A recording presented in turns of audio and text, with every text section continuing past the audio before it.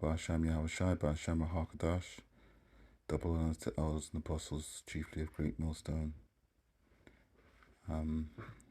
Yahweh is the name of the Heavenly Father.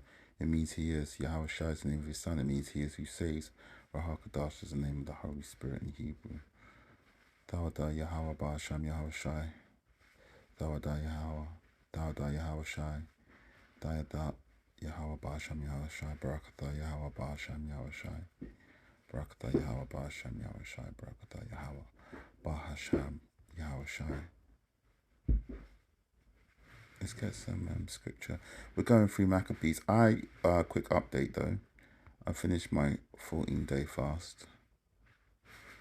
And it was good, man. I feel like it really, really kind of, I feel like my addiction to sweet things has gone.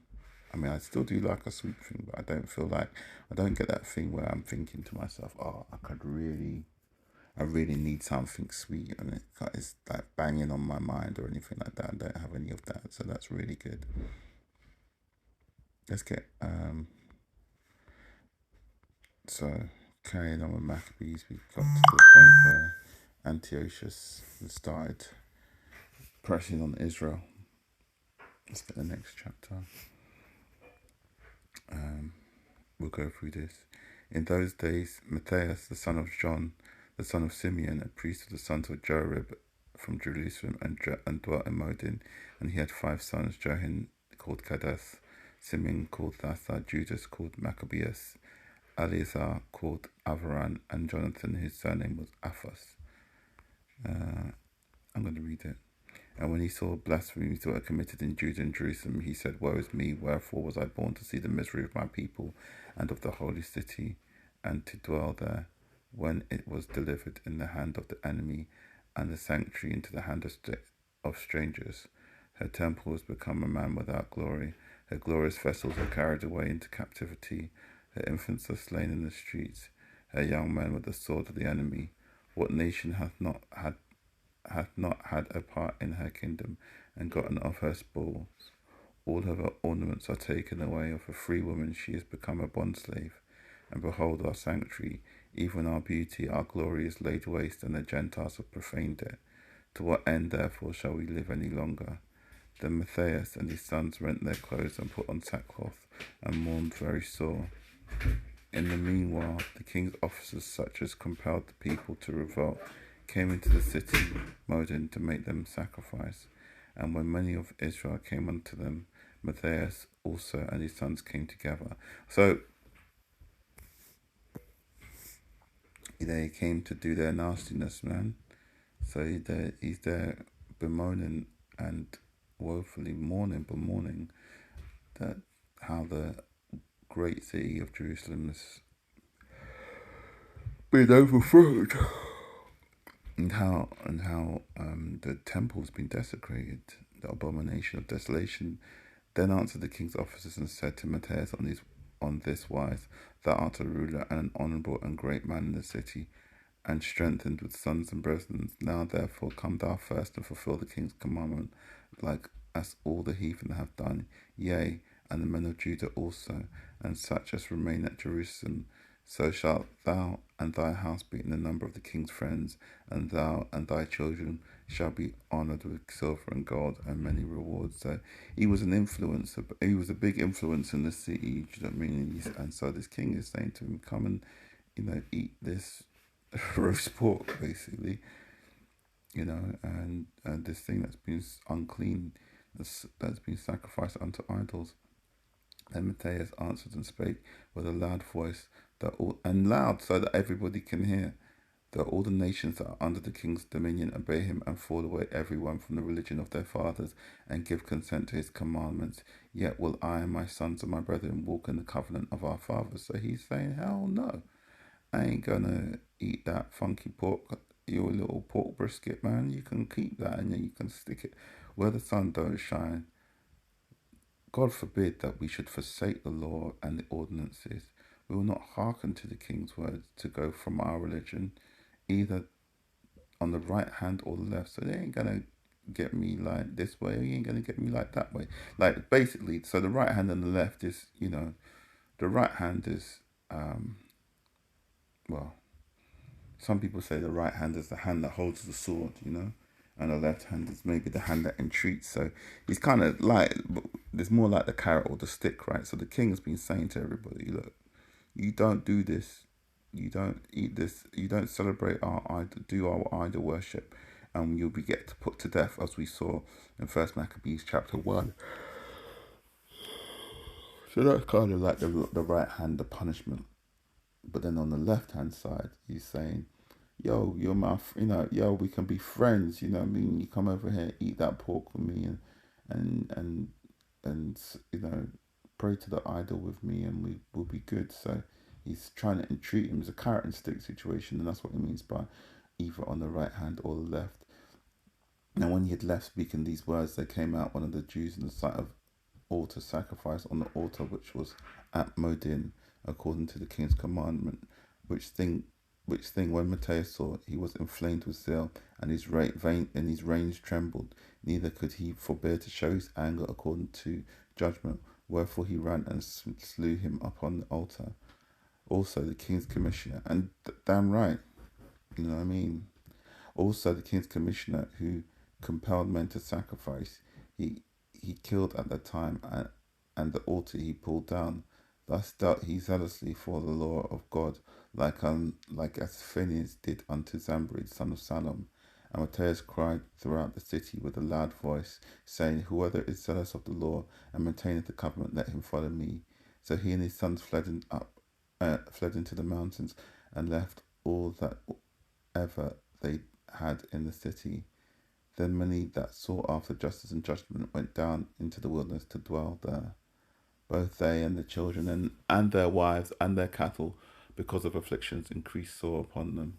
Because inflictions increased sore upon them. So all the people. So basically they're saying, so Matthias said, look, he said it loud and proud, I ain't doing that, and I ain't gonna live in this society. So he's fled into the mountains because, the king is persecuting all the people that are still following the law, and so a few people followed him from the city because, he's saying that afflictions increased, so the king was getting more and more strict with this idol worship law that he's put in.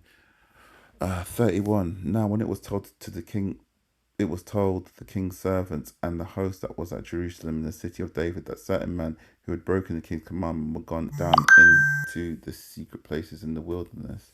They pursued after them a great number. Having overtaken them, they camped against them and made war against them on the Sabbath day. And they said unto them, Let that which ye have done hitherto suffice. Come forth and do according to the commandment of the king, and ye shall live. So it's like, okay, given everything you've done, yeah, let that be enough. Yeah, you don't need to do any more. You killed the guy, killed the Jew that was sacrificing to the idol. You killed one of the king's officers. You destroyed the altar that was built on top of your altar. So that should be enough. You come down and do and behave yourself and be a good little sellout and eat the pork and idol worship, and I will let you live. Because he was slaying a lot of people for a lot less. But they said, we will not come forth, neither will we do the king's commandment to profane the Sabbath day. So they gave them the battle with all speed.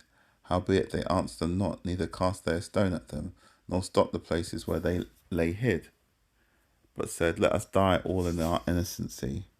Heaven and earth will testify for us that ye put us to death wrongfully. So they rose up against them in battle on the Sabbath, and they slew them, with their wives and their children and their cattle, to the number of 1,000 people. So they didn't even bother to fight back because it was the Sabbath. So they're going to stick in the law, whatever. Now when Matthias and his friends understood thereof, they mourned for them right sore. And one of them said to the other, if we all do as our brethren have done, and fight not for our lives and laws against the heathen, they will quickly root us out of the earth. At that time, therefore, they decreed, saying, whosoever shall come to make battle with us on the Sabbath day, we will fight against them, neither will we die all as our brethren that were murdered in the secret places.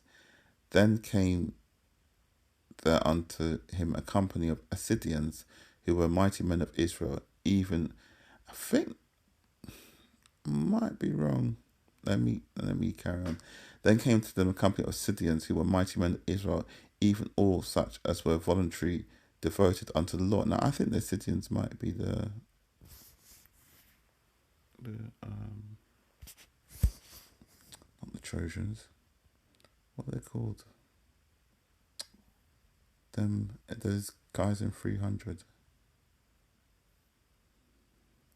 It'll come back to me. Also, because there's something in Maccabees about them writing to them, but let's check that. I might have got that wrong. Also, they that fled for persecution joined themselves unto them, and were a stay unto them. So they joined their forces and smote sinful men in their anger and wicked men in their wrath. But the rest fled to the heathen for succour. So some people sold out and got scared. Then Matthias and his friends went round about and pulled down the altars, and what children soever they found within the coast of Israel uncircumcised, those they circumcised valiantly. They pursued after the proud men, and the work prospered in their land. So they recovered the law of the land out of the hand of the Gentiles and out of the hand of kings. Neither suffered they the senator triumph. And the word suffer means to put up with. Now, when the time drew near Matthias should die, he said unto his sons, now hath pride and rebuke gotten strength, and the time of destruction and the wrath of indignation. Now therefore, my sons, be ye zealous for the law, and give your lives for the covenant of your fathers. Call to remembrance what acts our fathers did in their time, so shall ye receive great honour and an everlasting name. Was not Abraham found in the temptation, and it was imputed unto him for righteousness? Was not Abraham found faithful in temptation, and it was imputed unto him for righteousness? Joseph, in the time of his distress, kept the commandment and was made Lord of Egypt. Phinehas, our father, in being zealous and fervent, obtained the covenant of an everlasting priesthood. Yahushua, for fulfilling the word, was made a judge in Israel. Caleb, for bearing the witness before the congregation, received a heritage of the land. David, for being merciful, possessed the throne of an everlasting kingdom. Elias, for being zealous and fervent for the law, was taken up into heaven. Ananias, Azarias, and Mishael, by believing, were saved out of the flame. That's the Shabbat, Meshach, and Abednego. But they had I don't know, Babylonian names as well as Hebrew names. Daniel, for his innocency, was delivered from the mouth of lions, and thus considered. So basically, that's a good lesson there. That when you're going through temptation. And I was just watching a lesson today about Spartans. So it just came to me, and I was watching a lesson today about being, to know if you're compromised. You got demons on you and stuff like that. And we all go through it. We all go through the temptations, and especially now as there's a house cleaning, going spiritual house cleaning and also a physical house cleaning. I know that Elder Apostle Tahar has talked about how he's going to clean house, but I feel like there's a spiritual house cleaning. We're all going to be shaken in our faith. That weakness that you got, that one thing is going to be coming down hard on you. Whatever it is, whether it's food, whether it's weed, whether it's women, whatever it is that your vice is, Satan will be using that, man. So you gotta be strong, and this is a really good exhortation by Matthias on his deathbed, saying, look, you're going through this, but when you get through this temptation, is counted unto you for righteousness. And he's going through all these people that were tempted, sore tempted. Like whatever you want to smoke a little bit of weed is not anything. You don't need as much faith to overcome that as Daniel needed to in the mouth of lions, or David for being merciful, or Ananias, Azarias, and Mishael, being in the flame, being put into flame. You have to have real faith, and coming through that, you get that credit, right? So in a sense, it's like I think it's in a sense, it's like an invitation to get some credit. This we should really take these temptations as an opportunity to level up. And thus consider ye throughout all the ages, and thus consider ye throughout all the ages that none that put their trust in him shall be overcome.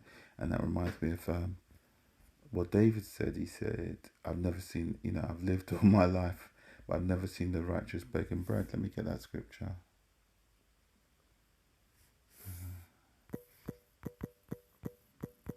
Or going hungry. Psalms 37:25. I've been young and now I'm old, yet I've not seen the righteous forsaken, nor his seed baking bread. So, being it's like even his seed, like even the righteousness that one might get is it flows down through your family and and never seen his seed baking bread. Anyway, 62. Fear not then the words of a sinful man, for his glory shall be dung and worms. That is, his glory shall turn. For when it says his glory shall be, it's like at one point he's glorified, but and eventually it will turn to something that you regard as you might with disgust and disdain and you despise it, like you despise dung and worms. Today he shall be lifted up, and tomorrow he shall not be found, because he is returned into his dust, and his thought is come to nothing. Wherefore, ye my sons, be valiant, and shew yourselves men in the behalf of the law, for by it shall ye obtain glory. And behold, I know that your brother Simon is a man of counsel. Give ear unto him always. He shall be a father unto you. As for Judas Maccabeus, he hath been mighty and strong, even from his youth up. Let him be your captain, and fight the battle of the people. Take also unto you all those that observe the law, and avenge ye the wrong of your people. Recompense fully the heathen, and take heed to the commandments of the law. So he blessed them, and he was gathered to his fathers. That means he died. But also, it's said that, when you in the spiritual realm, you're put into your camp, or not your camp, but your tribe, so, or your alliance as well. So he went on the spiritual side, the spiritual plane. He went to meet his fathers, and he died in the 146th year, and his sons buried him in the sepulchres. I can't say it, sepulchres of his fathers at Modin, and all Israel made great lamentation for him. All right, so the second day of my Feast of the Tabernacles, according to my calendar, very open to be corrected. Shalom.